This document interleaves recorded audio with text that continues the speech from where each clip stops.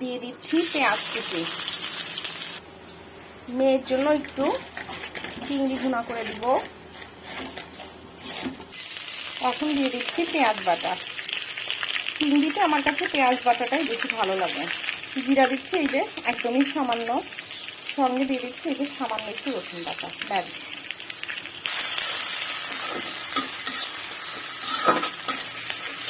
দিচ্ছি অল্প একটু হলুদ গুঁড়া, মরিচের গুঁড়া,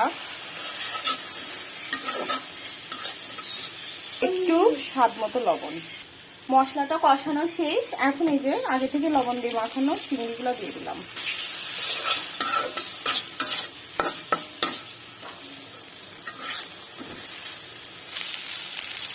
এখন দিয়ে দিব একটু পানি।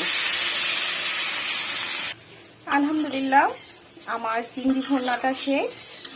এখন একটু গরম গরম ভাতের সঙ্গে পরিবেশনের পালা।